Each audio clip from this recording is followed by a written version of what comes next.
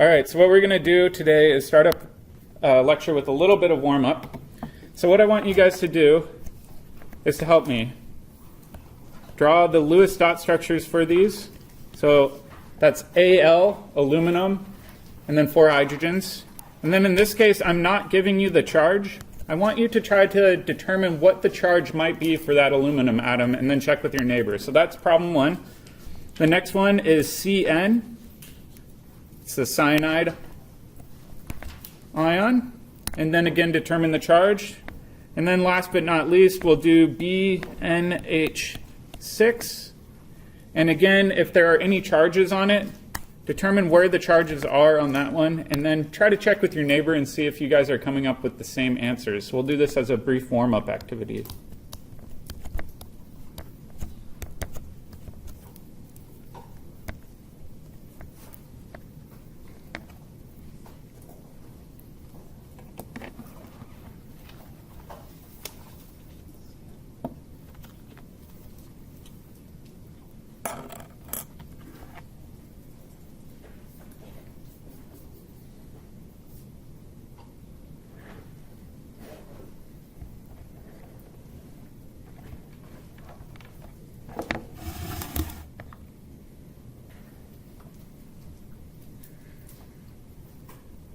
If you think you got it, give me a thumbs up so I can kind of gauge where the class is at.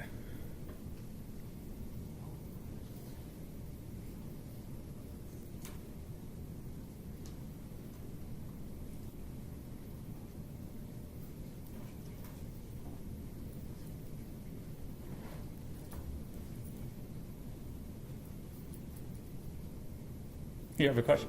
For the aluminum, do you want the charge of the whole molecule, or do you want like the charge of the aluminum? So like I said yesterday, I really like to see where the charge is at. So which atom has a charge, and is it +1, is it -1, something like that.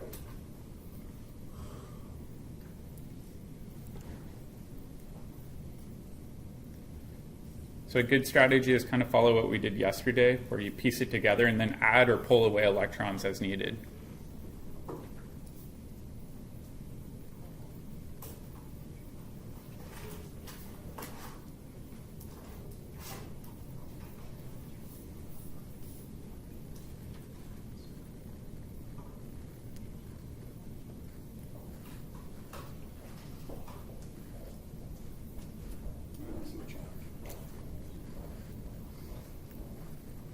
All right, show of thumbs. Who thinks they've got it?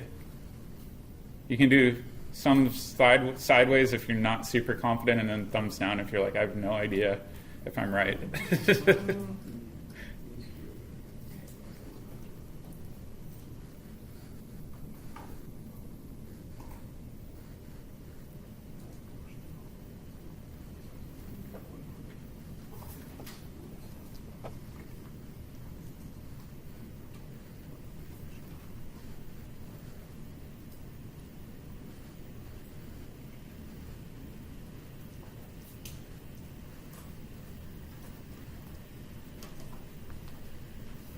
All right, let's try doing some of these together in case you are stuck.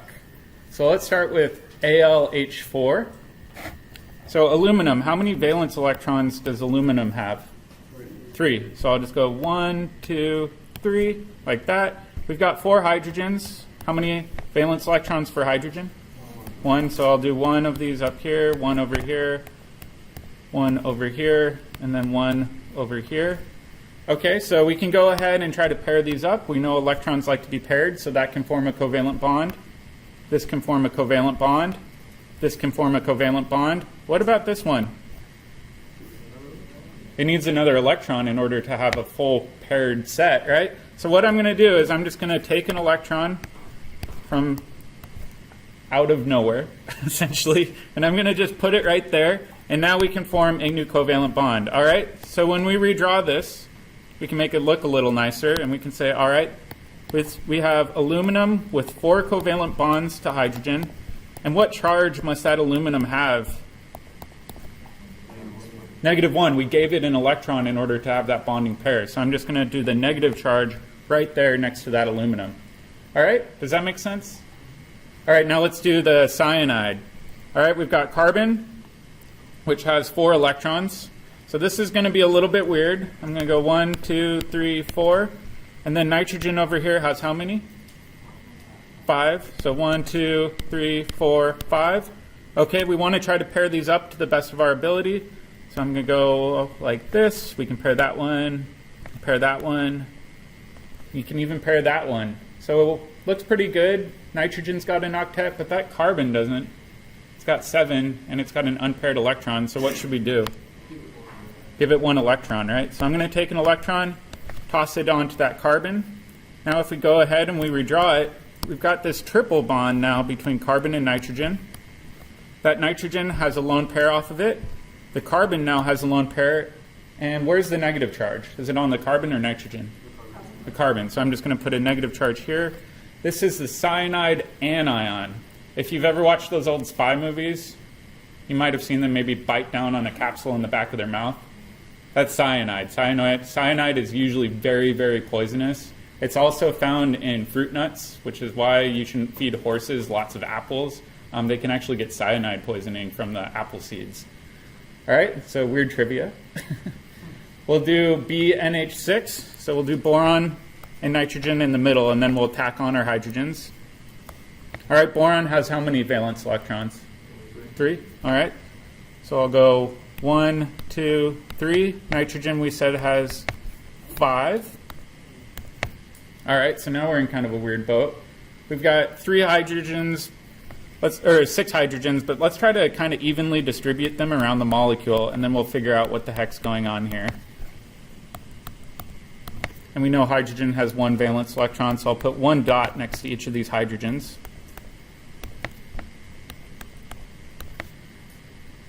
All right, now let's do our best to piece this together. So we can obviously pair this, and we can pair this. What about right here, though? It's not looking super good. What should I maybe do? Add an electron. Okay, so I'm going to take an electron, I'm going to shove it in right here. Now we can form a bonding pair. Okay, so that looks good. We can form a bond between nitrogen and boron. That looks good. Form a bond between nitrogen and hydrogen, here and here. And then last but not least, here and here. What's the problem with the nitrogen, though? Has an extra electron. So what I'm going to do is I'm just going to take this electron and I'm going to pull it off that nitrogen. Okay, so now when we go ahead and we piece this all together, let me switch my colors here. Come on. I've got a boron that's got a single bond to a nitrogen. The nitrogen has 3 hydrogens on it. The boron has 3 hydrogens on it. What charge should the boron have? -1. We gave it that electron, right? Because it's got a negative charged electron, it has an overall negative charge. What about the nitrogen? Positive. What's the overall charge for that molecule? Neutral. It cancels out. These are some weird molecules. As you saw in the pod, we had another example with a molecule that had both positive and negative. These have a unique name. These are called Zwitter ions. That means that it has both a positive and negative charge. We'll occasionally run into these in organic chemistry. Don't freak out if you see them. They happen once in a while. Usually we want to minimize charge, but there are some situations where we simply can't. This is a compound referred to as ammonia borane, and it's being investigated as a hydrogen fuel source for cars and trucks and things like that. All right, are there any questions on Lewis dot structures or assigning formal charge? The Zwitter ion, is that only if it has negative and positive, it doesn't have to cancel out and become neutral overall, or? So Zwitter, that's a good question. Zwitter ions are normally neutral molecules containing only 1 positive and 1 negative. You usually don't see much more than that on a molecule because they are quite unstable. Yeah. All right, so let's go back and talk a little bit about isomers. So how did I describe isomers? Those were the bottom 2 Lewis dot structures on the pod. How are they different? They didn't have different electrons in different places. Different structures, right? The atoms were arranged differently in space. So really, isomers are molecules, or a set of molecules where their atoms are laid out differently in space. So let's define this.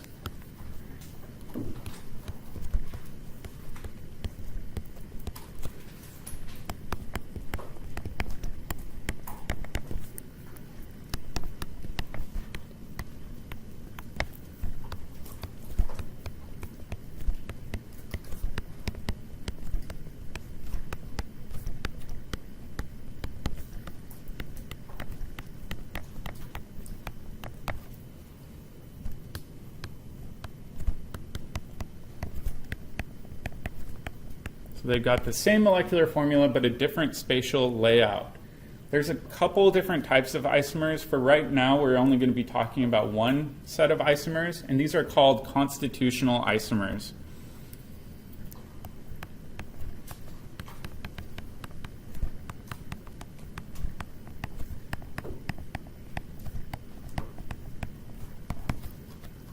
So constitutional isomers are where the atoms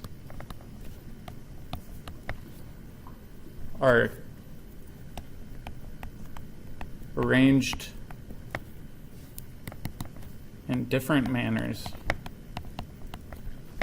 or different ways, I should say. We do have other isomers where they're basically stereoisomers. So an example of that might be if you look at your right hand and you look at your left hand, they look similar, right? They each have 5 fingers, hopefully. You each have thumbs and pinky fingers and things like that. But if you lost a left hand and they tried to transplant a right hand on your left hand arm, that would look pretty funny, right? So those are also a unique type of isomers. Those are called stereoisomers. And we'll talk a lot more about those later. But for right now, we're going to focus on constitutional isomers where atoms are arranged completely differently in space. So let's take an example of this. Let's do C2H7N. Okay. And just like we saw before, you could have 2 carbons that are attached to the nitrogen. And we could just put hydrogens all around this.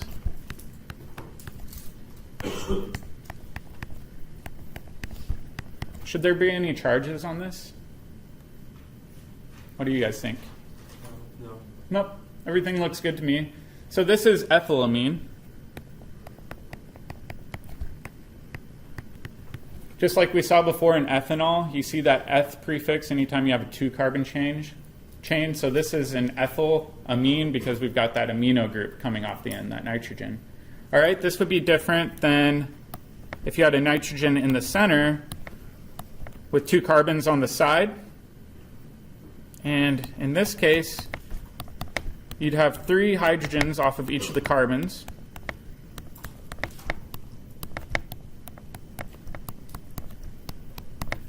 And this is referred to as dimethylamine. So a meth group is where you have 1 carbon, and this has 2 different 1-carbon chains, so we call that a dimethyl. And again, we've got a nitrogen in there, so we call it an amine. We'll talk a lot more about functional groups later, but I did want to explain how the naming conventions work for these. Do you think these have the same physical properties? No, they're probably very different. All right, let's do a thought experiment. Which one has more hydrogen bonding, ethylamine or dimethylamine? Why do you think ethylamine has more hydrogen bonding? Because it has 2 nitrogen hydrogen bonds, whereas dimethylamine only has the 1. Exactly. So if we look at ethylamine, we've got this one that can hydrogen bond, this can hydrogen bond, where dimethylamine can only do 1 hydrogen bond. All right, now going one step further, which one do you think likely has the higher boiling point? Ethylamine or dimethylamine? So more hydrogen bonding means that it's going to stick to other molecules a lot more tightly. It means it's going to be harder to boil, right? So ethylamine, we would anticipate, should have the higher boiling point. And if we go into lab and we check it, it's actually the case that ethylamine has a boiling point of about 20 degrees Celsius, so pretty low. And dimethylamine has a boiling point of about 9 degrees Celsius. So you can actually see that because we have the nitrogen in a different spot, it behaves completely differently because we've changed the way in which it hydrogen bonds to other neighboring molecules. Does that make sense? Okay, so key takeaway from this is that constitutional isomers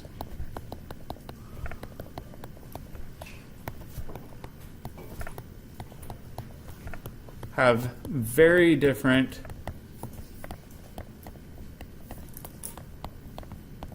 physical properties.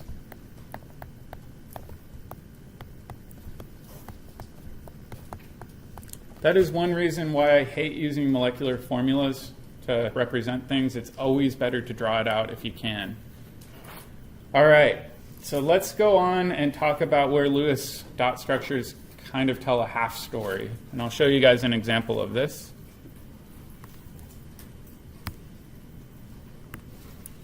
So let's take our classic example. Well, first let's describe it. Problem with Lewis structures.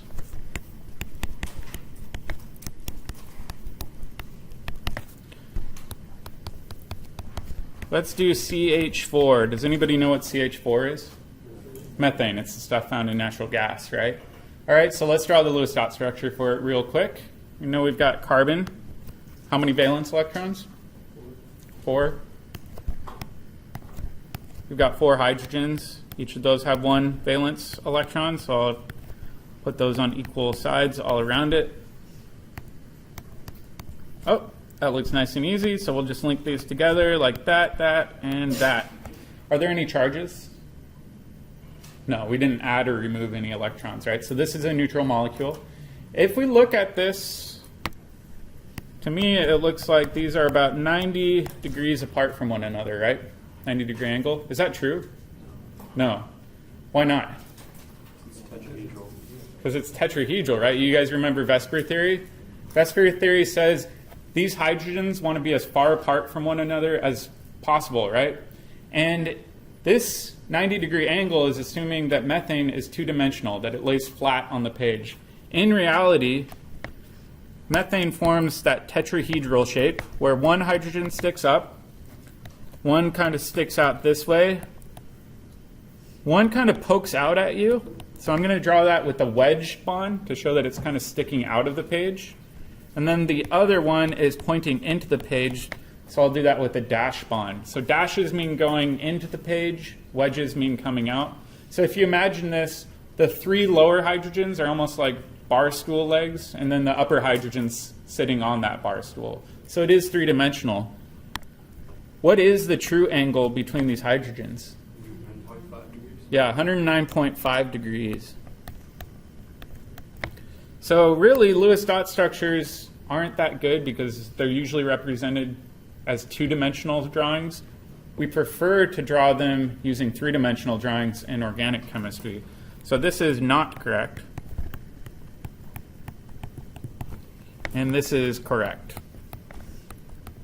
So we're going to practice this a lot as the term goes on using those dashes and wedges. But again, the key takeaway is a wedge means it's coming towards you, a dash means it's going away from you. So again, VSEPR stands for valence. The SEPR, valence shell electron pair repulsion.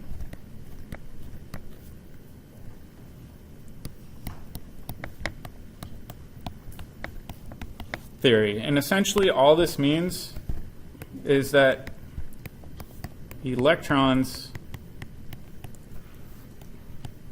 want to be far away from one another.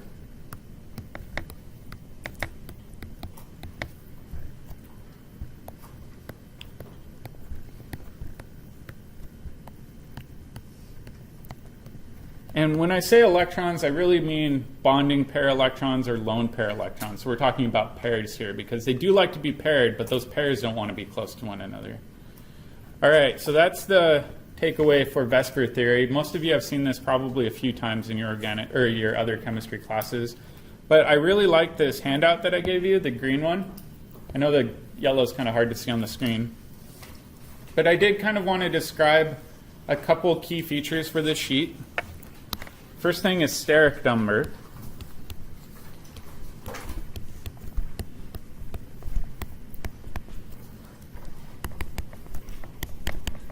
It's the number of lone pairs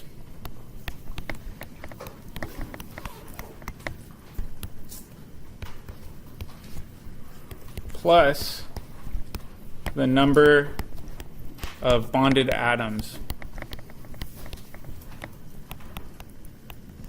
This gives you a good idea about the hybridization and shape of the molecule, and we'll talk about hybridization here shortly.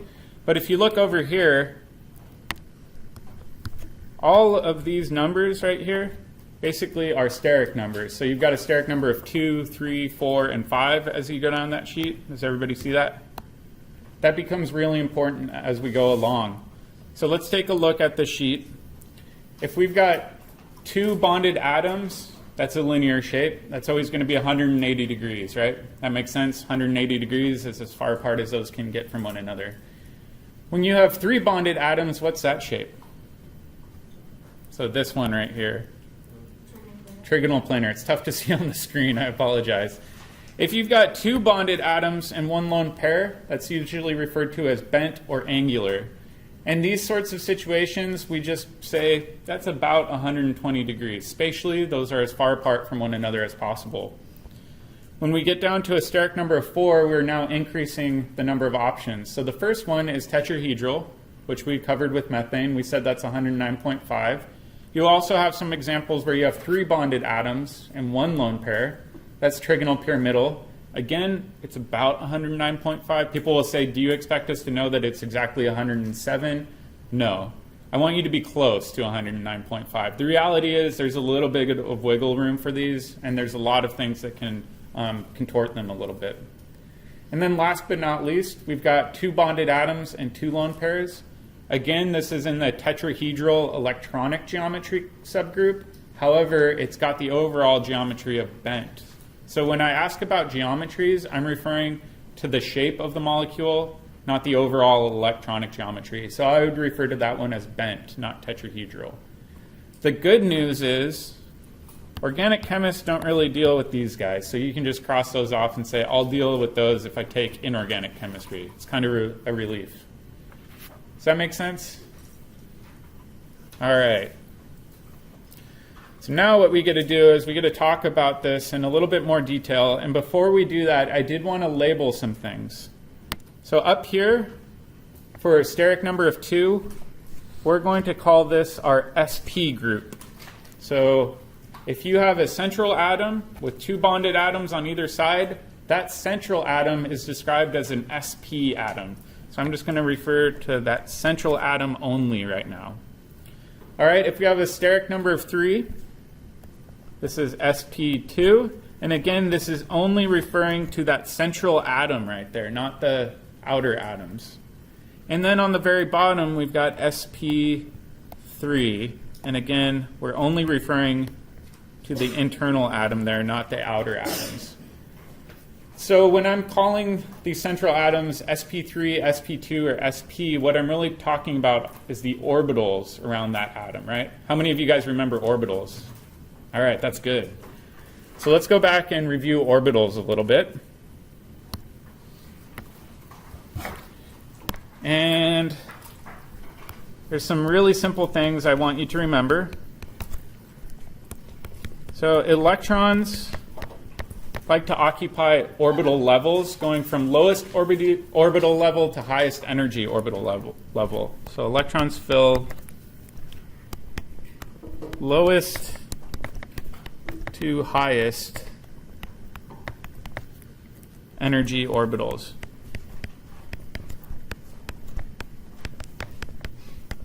All right, for bonus points, who remembers who came up with this idea? Starts with an A. Anybody remember? Aufbau, yeah.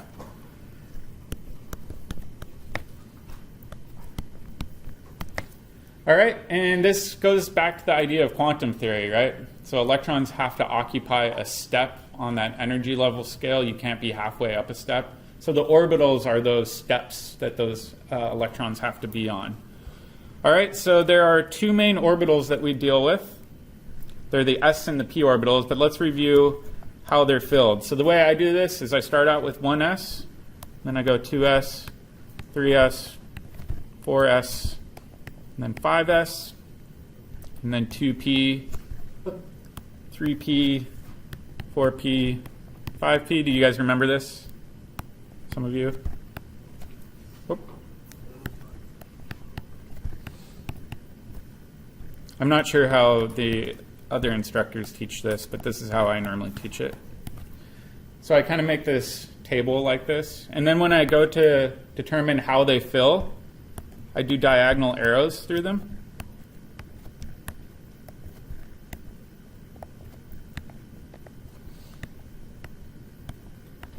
Okay, so 1s is the first one that I filled. So that's the lowest energy orbital that gets filled first. Professor, Yep. do you Oops, sorry, this should be 5f. Thank you. be 5s as well? Oh, my goodness. Sorry about that. Thank you guys for catching that. So I've got 1s. Next one that we fill is 2s. Then what's next? 2p. And then 3s. And so on. So a lot of people forget that you don't follow the exact order. So a lot of people will say, why doesn't it go 1s, 2s, 3s? You have to remember those diagonal lines when you're filling them. 2p is actually lower energy than 3s. So we do have to remember these orbital filling diagrams. All right, so organic chemists are lucky because we really never deal with d or f orbitals, with a rare exception. So primarily we're going to be dealing with s and p only. All right, so let's draw an s orbital. What does an s orbital look like? A sphere, right? So I'm just going to draw it like that. It's nice and easy. Let's do p orbitals. And I kind of give you a hint that there's more than one. What do they look like? 2 lobes. Yeah, 2 lobes, right? A lot of times people call them dumbbell shaped. And the way I like doing this is I draw them using Cartesian coordinates. So I'll do my x and y like this, and then I'll do a 3-dimensional z going back like that, and I'll actually do 3 of them.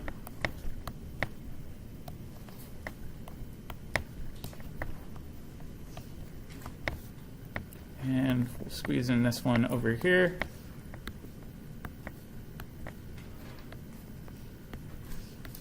All right, and in this case, the p orbital can go along this y-axis. So I'm just going to label that y. This would be py. Alternatively, it can go along the x-axis, and it again kind of has that dumbbell shape. So I'll label this x. So this would be px. And then last but not least, we've got one that can go along this z-axis, kind of going in and out. So I'll call this pz. So every time you've got a p set of orbitals, there's actually 3 different orientations that they can adopt. So, for example, if we go and look at that 2p orbital, there's actually a 2py orbital, a 2px orbital, and a 2pz orbital. How many electrons can fit into the overall 2p orbital? 6, because each of those p lobes can hold 2 electrons as a pair, right? We know electrons want to be paired, so we can fit 2 in the 2py, 2 in the 2px, and then 2 in the 2pz. So that's an important thing to remember as well. So now let's start doing some orbital filling diagrams for some really simple elements. And I'll start with my favorite one. Let's do carbon over here. All right, lowest energy orbital we said was 1s. There's only one orbital for s orbitals, so I'll just put a step there for the 1s orbital. And then above that, we have a 2s orbital, so I'll put another step right above that that's higher in energy. So I'll actually even label this as energy going up. And then above that, we said we have the 2px, 2py. Let me make that y smaller, and then 2pz. So we've got 3 steps that are all equal energy. All right, so carbon, how many electrons does carbon have in it? Assuming it's neutral. 6. So in this case, we're not concerned with valence, we're concerned with all of them, right? Because we're starting from the very bottom. So I'll go 1, 2, 3, 4, and then do I go 5, 6? Nope. How should I do it? Populate the orbitals before doubling it. Yeah, populate the entire orbital before you start pairing, right? So I go 2px and then 2py. It really doesn't matter which of those 3 carry those 2. So for example, it could be 2py and 2pz. That's equally probable. It doesn't really matter that much. But this would be the orbital filling diagram for a carbon atom. All right, let's do fluorine over here really quick.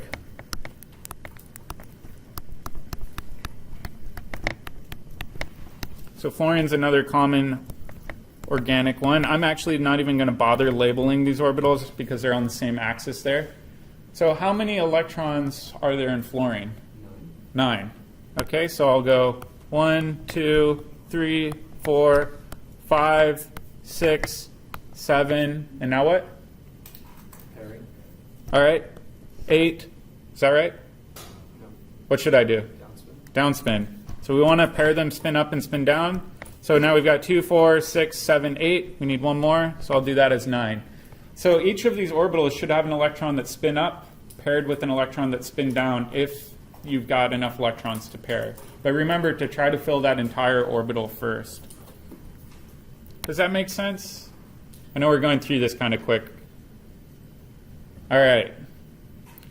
So there's simple cases where we can form covalent bonds, and then there are not so simple cases. So let's do the simple case first.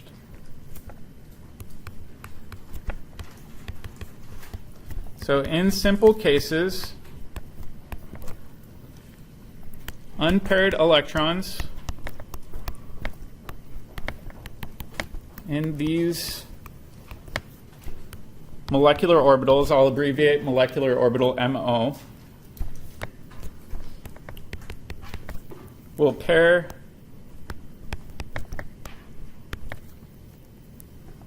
with an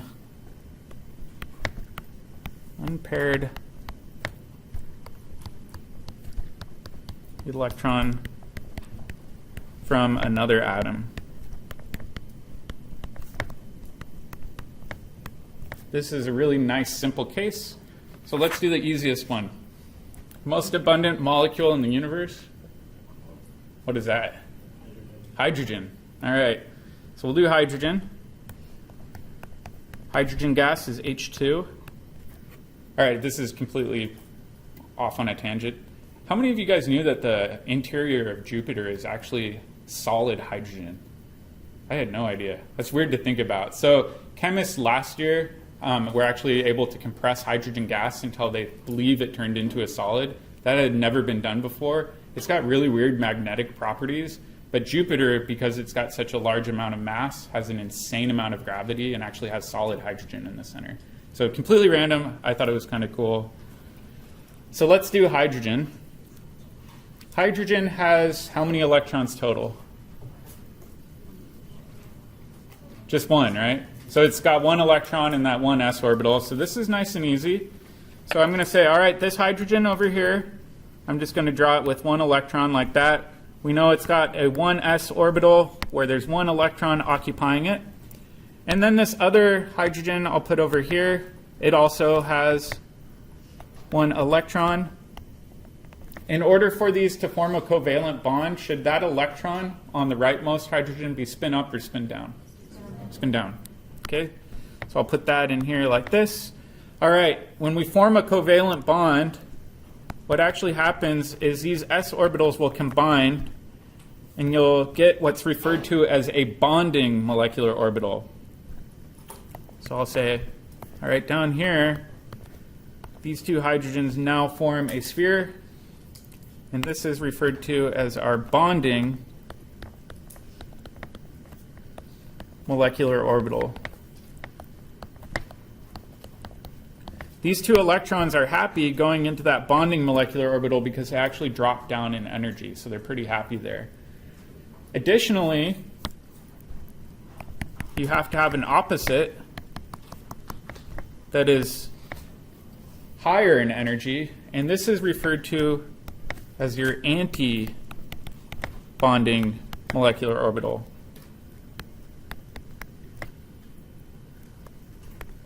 So the question is, what must that anti-bonding molecular orbital look like? It's a little bit weird to draw. So I'm going to draw two hydrogens here. You have a lobe kind of sticking out this way. And then you've got a lobe that's opposite phase sticking out the other way. So really, electrons don't want to be in this lobe, because if you do that, you actually destabilize that bond and it wants to rip the two atoms apart again. So those electrons prefer to be in that bonding molecular orbital. Another way of thinking about this is electrons behave a lot like waves, right? If you have two waves that collide into one another, they can either overlap constructively or destructively. Your bonding molecular orbital is where you have constructive overlap. Your anti-bonding molecular orbital is where it's destructive and it actually destabilizes the system. So for the most part in this class, we're going to be talking about bonding molecular orbitals. However, occasionally we will talk about anti-bonding molecular orbitals. Does that make sense? All right, let's talk about a little bit harder example.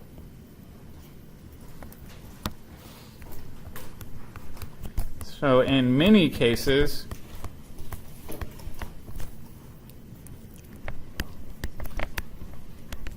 orbitals must hybridize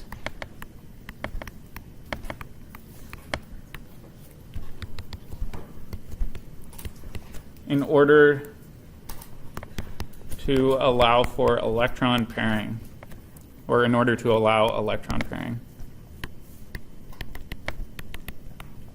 So let's take an example of this. Again, I'm going to try to use an easier example. Let's do methane again. So that's CH4. All right, we already drew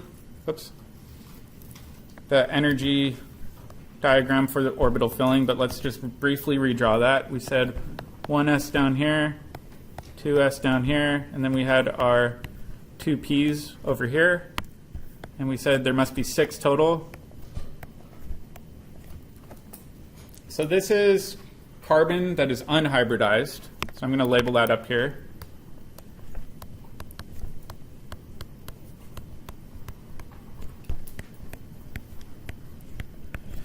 And if you notice with CH4, we've got 4 hydrogens that we need to pair. But the carbon only has 2 unpaired electrons to do covalent bonding, right? That simply won't work. So what we need to do is we kind of need to mix up these orbitals in order to allow for 4 unpaired electrons to exist on carbon. So what we're going to do is we're going to hybridize this uppermost set right here. So the 2s and the 2p orbitals, and we're going to try to orient them so that we now have 4 unpaired electrons.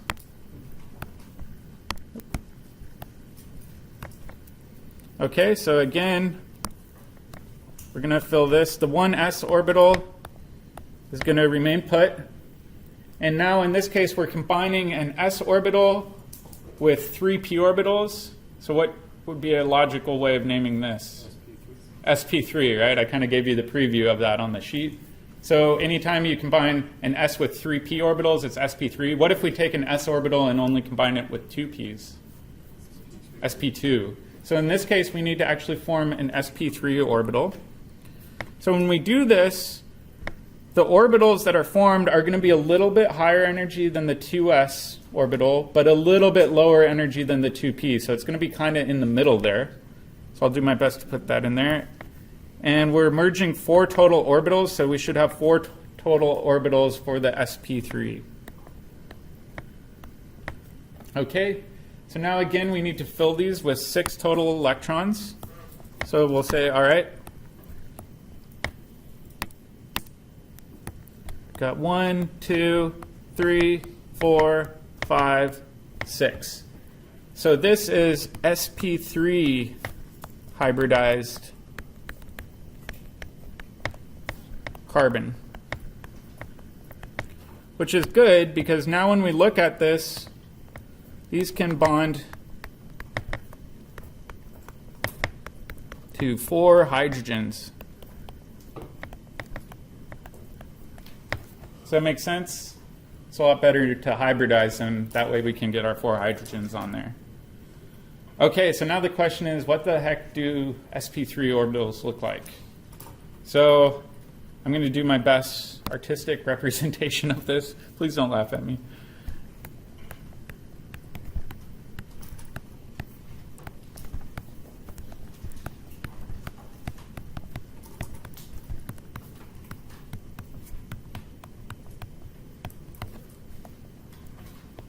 Okay, so really all we're doing is we're taking that s orbital, so 1 times an s orbital, and we're going to add that to 3 different p orbitals from that 2p.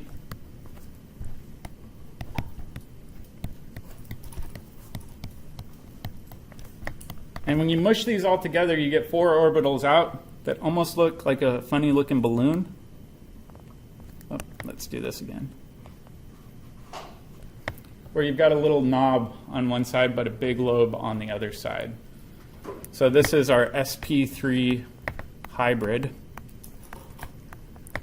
And in this case, it's got 75% p character and only 25% s character. All right, so if we look at this distance from the node in the center to the edge of the lobe, do you think that's longer or shorter than a normal p orbital? So if we're comparing that red distance to, let's say, this distance right here, I know it's not to scale. Red's probably shorter. Yeah, it's shorter, right? Because it's got some of that s character to it that's actually making it a little bit stubbier than a true p orbital.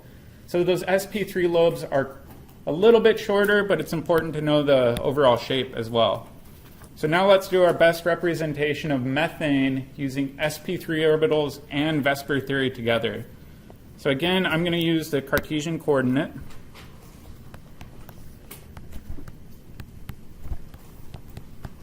So CH4 drawing. All right, we'll do a nice big y-axis, nice big x-axis. And then through the center here, we'll put our z-axis. Okay, and we've got carbon right here in the center. I'll just do carbon as a big black dot there. And we've got a sp3 lobe kind of sticking up like that with a little itty bitty knob down here. We've got another lobe like this that's got a little knob right there. We've got this one that's kind of going to be sticking out towards us.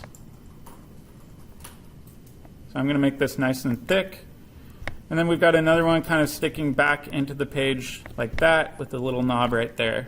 So those are our sp3 lobes. There are 4 total. Does that make sense? And we know in each of these lobes you have 1 electron. So I'm going to go ahead and say, all right, there's 1 electron in the sp lobe that's directly aligned with that y-axis. There's 1 here. 1 here, and there's 1 here. Make sense? All right, now let's throw on some hydrogens. We know we've got a hydrogen right here. We know we've got a hydrogen right here, and it's got to overlap with the sp3 lobes in order to form a covalent bond. Got another one right here, and another one right here. Are the hydrogens going to hybridize at all? No, they don't need to in order to pair, right? So they're just going to be s lobes, or s orbital. And each of the hydrogen atoms has 1 unpaired electron already. So we're going to do spin down in order to match them like this and like this.